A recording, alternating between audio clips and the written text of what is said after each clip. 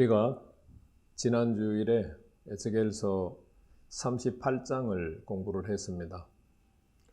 원래 에스겔서 38장과 39장은 짝이죠. 에스겔서 38장은 누가 곡 전쟁을 일으켰는가라고 하는 관점으로 해석을 했습니다. 곡이라고 하는 곡은 곡 땅에 있는 세 왕을 곡이라고 불렀죠. 그러니까 연합군이라는 뜻이 연합군이죠. 곡이 전쟁을 일으킨 게 아니에요. 여호와 하나님께서 곡을 부추겨서 포로에서 돌아온 이스라엘 백성들을 공격하게 만들었어요. 그러니까 여호와께서 곡을 부추겨서 전쟁하라고 일으킨 거예요. 그래서 4절 말씀을 살펴봤고 16절 말씀, 17절 말씀에서 여호와께서 전쟁을 곡을 부추겨서 전쟁을 일으켰다는 것을 우리가 살펴봤어요.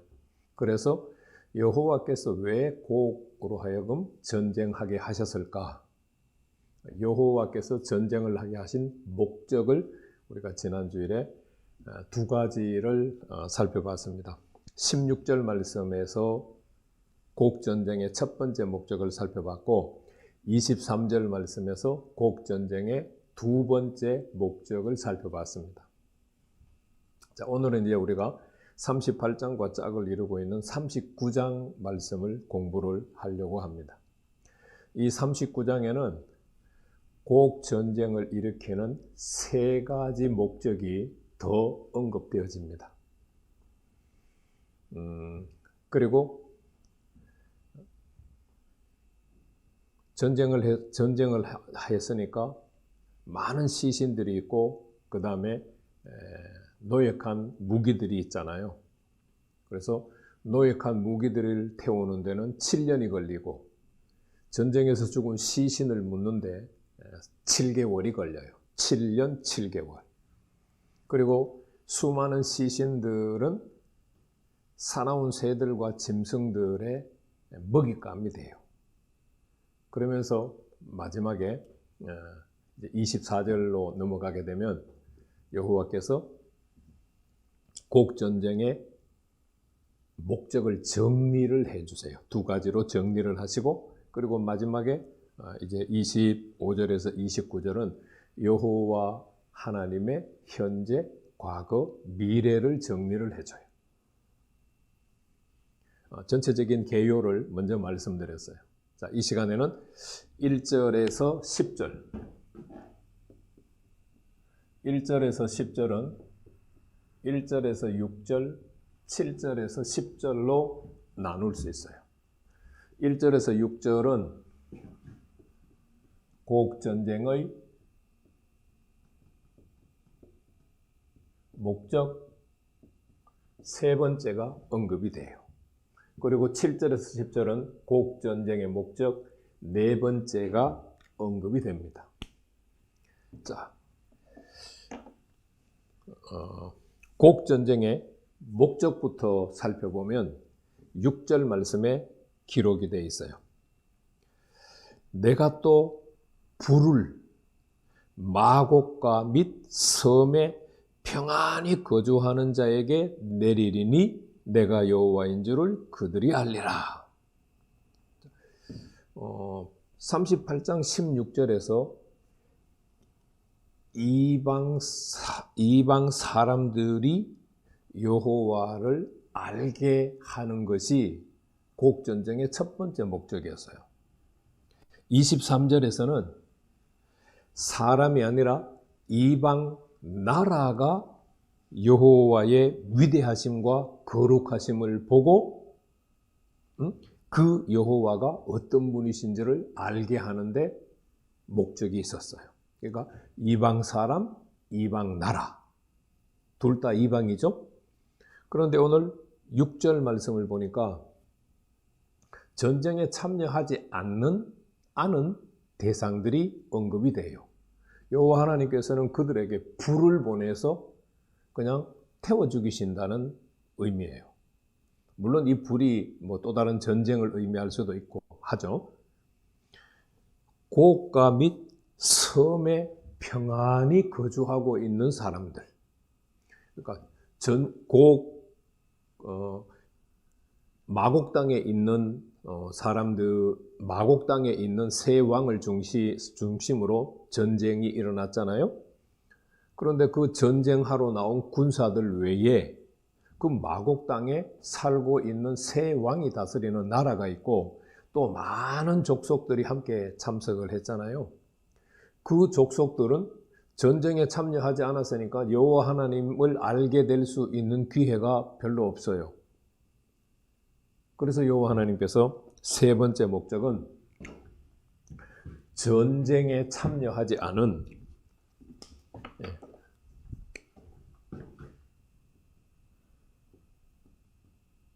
전쟁에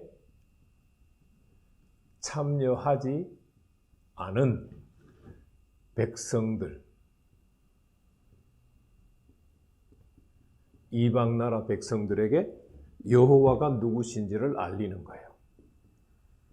여호와 알리심. 이 말씀을 보면은 하나님께서 정말 섬세하시다는 걸 알 수 있죠. 이방 사람들에게 알려. 이거는 이제 참여한 군사들이죠. 열방, 이방 나라들에게 자신을 알리셔요. 그리고 이방 나라에 남아있는 사람들에게도 여호와가 누구신지를 알리는 것이 고국전쟁의 세 번째 목적이에요. 자, 그래서 이제 우리가 앞에 1절에서 5절 말씀을 살펴보면 2절 말씀을 보면 여호와께서 곡을 부추겨서 전쟁을 하게 하신다고 또 기록하고 있어요. 2절 먼저 보면은요, 너를 돌이켜서 이끌고, 누가? 1절 하반절 말씀에 보면은 내가 너를 대적하여, 고가 내가 너를 대적하여 너를 돌이켜 이끌고 북쪽에서부터 나와서 이스라엘 산 위에 이르게 하겠다. 그러니까 전쟁은 고기 자발적으로 일으킨 게 아니에요. 여호와 하나님께서 곡을 전쟁으로 이끌어낸 거예요. 그러니까 전쟁의 주체는 곡이 아니고 여호와 하나님이시라는 거죠. 그래서 1절 말씀에 보면 다시 한번 곡에게 예언을 해라 하곤 하는 메시지를 여호와께서 에스겔에게 주세요. 자, 1절 그러므로 인자야 라고 했는데 거기에 히브리어 원문에는 너라고 하는 단어가 있어요. 그러므로 너 인자야. 너는 없어요. 곡에게 예언하여 이르기를 주 여호와께서 이같이 말씀하시되 로스와 메섹과 두발 왕 고가 내가 너를 대적하여 너를 돌이켜서 이끌어 북쪽 끝에서 나와서 이스라엘 산 위에 머물게 하겠다.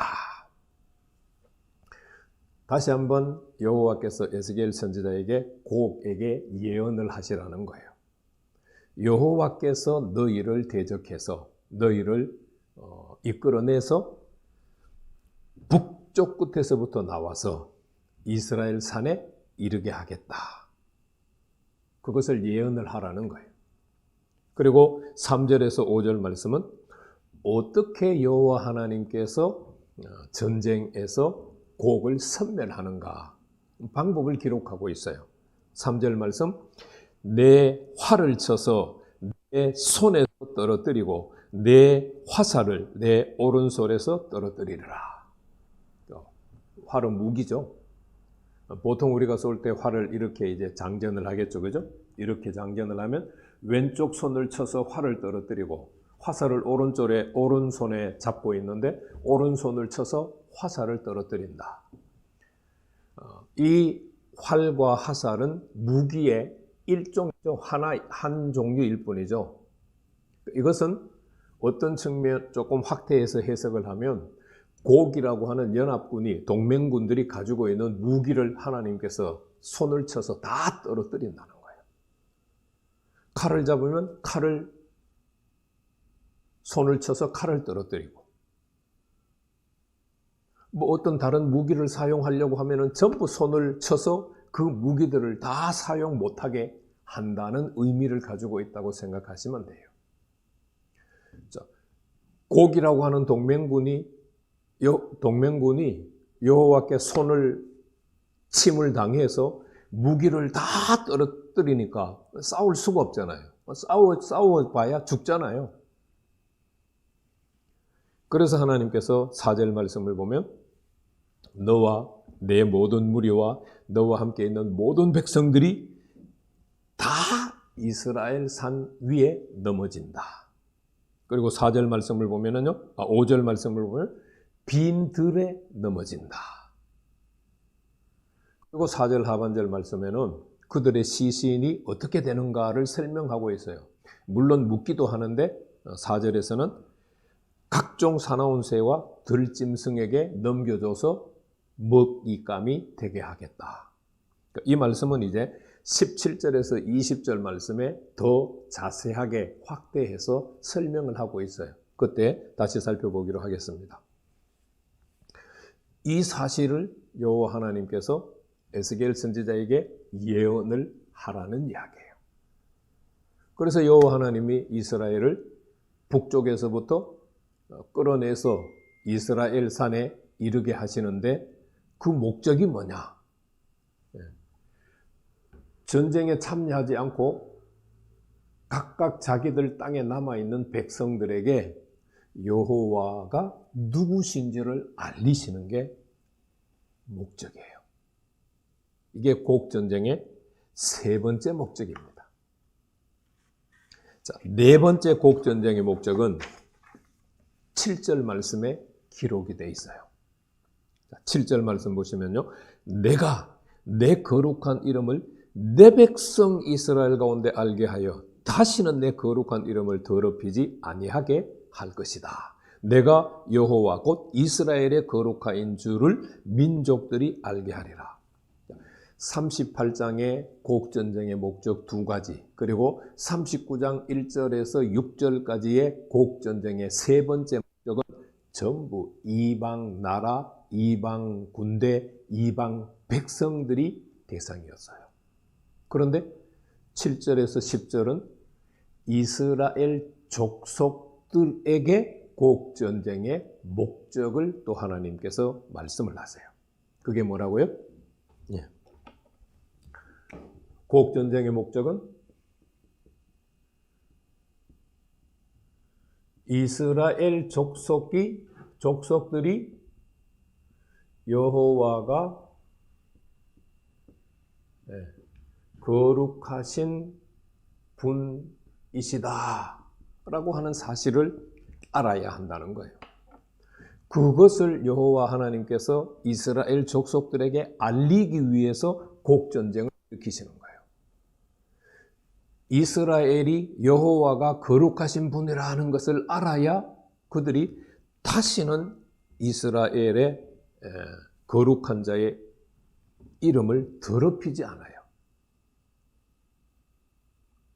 지금까지 이스라엘 백성들이 거룩한 자의 이름을 계속해서 더럽혔잖아요. 그래서 하나님이 심판을 하셨고 북이스라엘은 아시리아에게 망했고 남유다는 바벨론에게 망해서 포로로 끌려가 있는 거예요.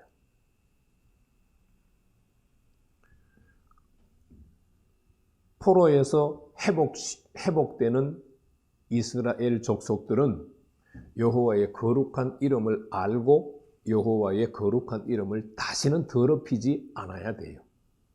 이것이 곡전쟁을 일으키는 네 번째 목적이에요. 이스라엘 족속들에게 여호와가 거룩한 분이시야 라는 것을 알리기 위해서예요. 그리고 8절에서 10절 말씀은 이스라엘이 거룩한 여호와를 언제 알게 되는가? 그거를 기록하고 있어요. 8절 말씀을 보면 주 여호와의 말씀이니라 볼지어다 그날이 와서 이루어지리니 내가 말한 그날이 이날이라. 근데 주 여호와의 말씀이니라가 맨 앞에 우리 개역 성경에서는 번역이 되어 있는데 히브리어 원문에서는 볼지어다 그날이 와서 이루어지리니 주 여호와의 말씀이니라. 주 여호와의 말씀이니라가 맨 앞이 아니고 8절 글 중간에 와야 돼요. 히브리어 성경에서는 중간에 있어요. 그래서 내가 말한 그날이 이 날이다. 이스라엘 족속들이 여호와가 거룩한 분이신 것을 알게 되는 것이 그날이라는 얘기예요. 이 날이다, 그날이다. 다시 말하면 여호와의 날이라는 거죠. 어떤 여호와의 날? 여호와께서 곡을 섬멸시키는 그날에 이스라엘 족속들이 여호와가 거룩하신 분이시라는 걸 알게 된다는 거예요. 그래서 9절 말씀에 보면은 이스라엘 성읍에 거주하는 자들이 나가서 어디로 나가요? 앞에 4절 말씀에 보면은 곡 동맹군들이 산에 엎드려지잖아요. 5절 말씀을 보면 들에 엎드려지잖아요. 그러니까 나가서는 어디로 나가요? 산과 들로 나간다는 말이겠죠. 산으로 나가고 들로 나가서 그들의 무기를 불태워요. 시신들이 쓰러져 있으니까 무기가 이제 널려 있을 거 아니에요. 그 무기들을 불을 태워요. 그런데 9절 하반절 말씀 보니까 몇 년 동안 태우느냐? 7년 동안 불을 태워요. 7년 동안 불을 태운다고 하는 말은 어떻게 보면은 다른 말로 표현하면 7은 완전수라고 하잖아요. 이스라엘 족속들이 영원토록 불을 뗄 때감을 이 곡전쟁을 통해서 획득한다라는 의미도 우리가 생각할 수 있어요. 그래서 10절 말씀을 보면 들에 가서 나무 주워 올 필요 없어. 그 다음에 숲에서 벌목 안 해도 돼. 그리고 10절 하반절 말씀에는 더 중요한 메시지가 있어요. 전에 당했지. 이방 나라들한테 전에 당했지. 이제는 너희가 이방 나라들을 약탈할 거야. 너희가 이제 이방 나라들을 늑탈할 거야. 전에는 죄를 지었기 때문에 이방 나라들의 공격을 받아서 다 약탈, 늑탈 당했는데 이제는 바벨론 포로에서 돌아와서 하나님과의 새로운 언약을 맺고 새로운 관계가 설정된 후부터는 그렇지 않다는 거죠. 이 곡전쟁 이후부터는. 이스라엘 족속들이 약탈을 하고 이스라엘 족속들이 늑탈하게 된다는 거죠. 전에 빼앗겼던 것들을 이제 다 빼앗는다는 말이에요. 그래서 이 1절에서 10절 말씀은 곡전쟁의 세 번째 목적, 네 번째 목적이 기록이 되어 있어요. 세 번째 목적은 38장에 있는 두 가지 목적과 같이 이방 나라, 이방 사람, 거기에 살고 있는 전쟁에 참여하지 않은 백성들이 여호와가 누군지를 알아야 돼요.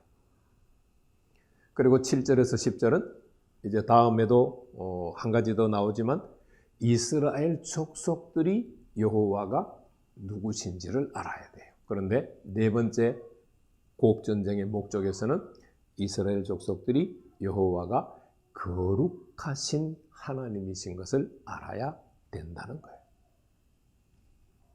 그러니까 하나님이 어떤 분이신지를 아는 것이 유일하게 중요하다는 의미겠죠.